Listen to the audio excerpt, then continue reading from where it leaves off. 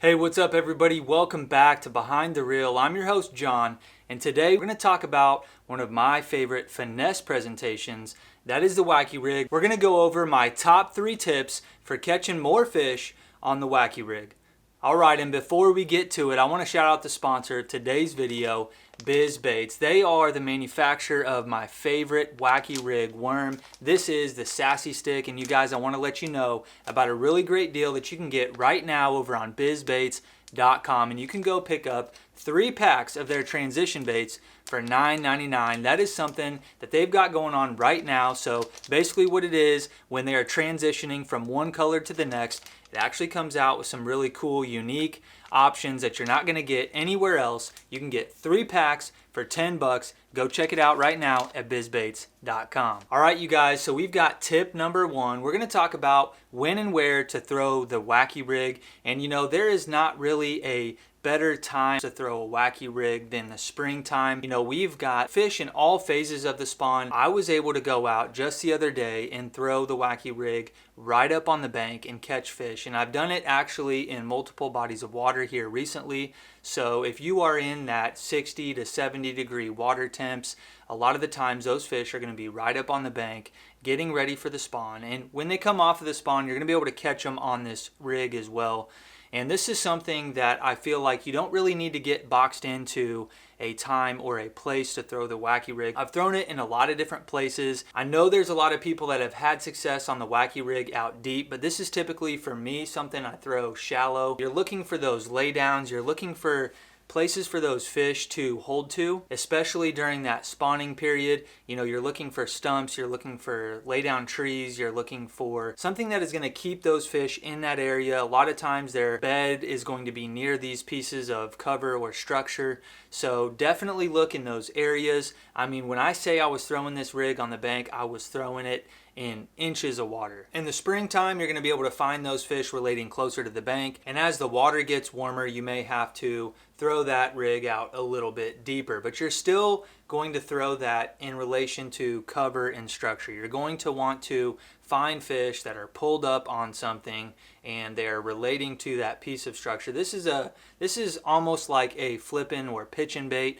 at least the way that I work it, is you're going to have something that you're actually throwing this at. Now, the way that you present baits has definitely changed with forward-facing sonar, so you may not be able to see outside of the water something that you're throwing at, but you know, maybe you're seeing that on your forward-facing sonar and you can throw your wacky rig down in there. If you can't get them to bite the jig, if you can't get them to bite a shaky head, if you can't get them to bite your swim bait, this is something that a lot of times just that slow, subtle presentation does the trick and it gets them to react. So if you have stepped away from your finesse fishing over the years like I have, this is something that you definitely want to reacquaint yourself with, and just understand that if you throw it in the right areas, you will get bit. And if you're not getting bit, go to that next piece of cover or structure and put that bait where the fish are. Tip number 2, we're going to talk about gear. I want to talk about what type of worm you're going to throw, and for me, 99% of the time that is going to be a stick style worm, just like the Biz Baits Sassy Stick. Again, this one is going to be in the green pumpkin blue. Get yourself some of those transition packs and maybe play around with color, but if you're fishing in more clear water, then you're going to maybe want something like a watermelon, or you know, maybe some sort of shad style colors as well would be nice to have in your lineup. I've caught them on some like shad smoke colors. Those whites and those grays and those blues have definitely done well on the wacky rig, and you know, those maybe are going to be something that are a little bit better out deeper and in clearer water. Okay, the next thing I want to talk about is the jig of choice, and that is going to be the RMP tungsten wacky rig jig. And as you can see, it has a real light wire finesse hook, but it's got a little bit bigger of a hook. I've used wacky rigs with a lot smaller of a gap there, and I really like this one. It does have a pretty light wire hook, but you see right here, this is a weedless wacky rig, and I really do like that. I don't feel like I'm losing any fish.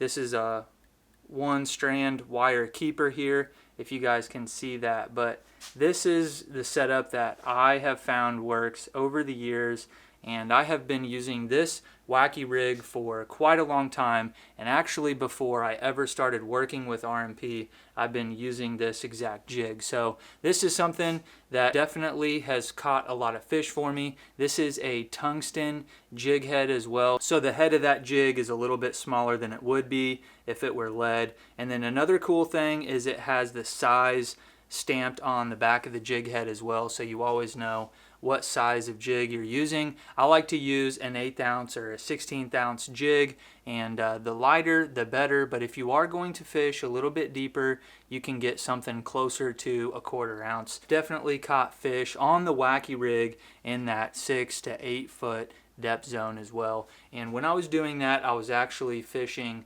in some isolated grass patches, and I found fish relating to it. And another thing I want to talk about is how to actually rig this. And you guys, I know there's a lot of options out there. There's a whole bunch of fancy tools and bands to help you make these worms last even longer, and I'm all about saving money, but more importantly, I'm throwing the Wacky rig so I can catch fish, so I can catch more fish, so I can catch fish that maybe don't want to bite any sort of power or reaction presentation that I'm throwing at them. So, you know, this is something that I'm going to when I really need to get a bite. So I want to increase my percentages as much as I can. As you can see, as I'm just standing here talking, this worm has a lot of action, and you're going to get a lot of action out of this worm when you rig it on this jig head without any of those bands. I'm just going to hook this worm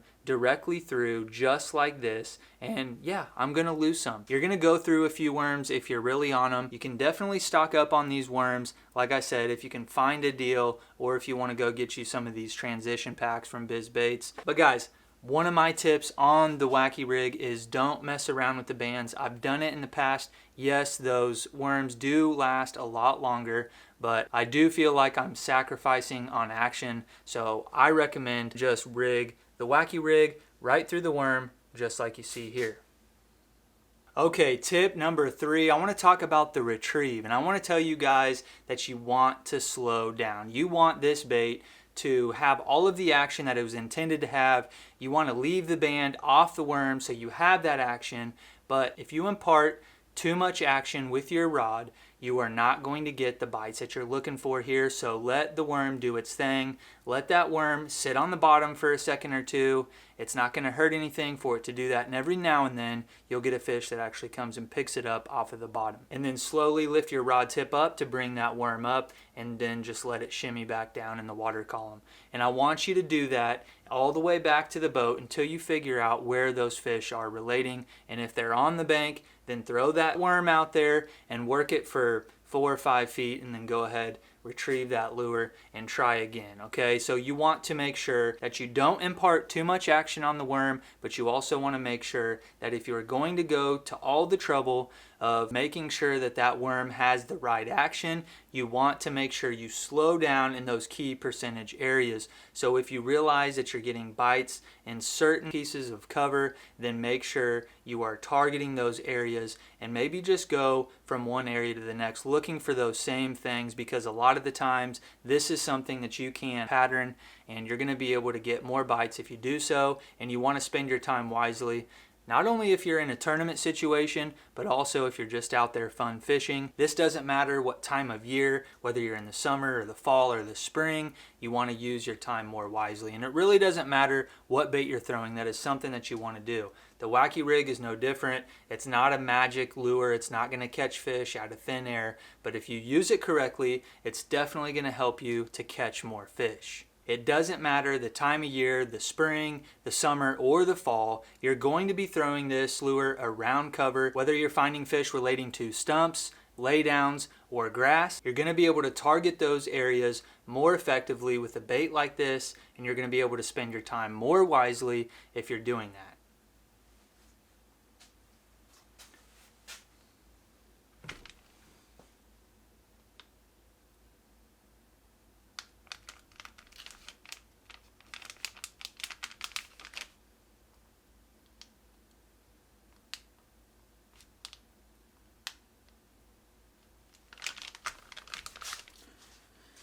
Okay, just a little quick recap. We went over when and where to throw the wacky rig, what gear is going to work best for you to get the best action out of it.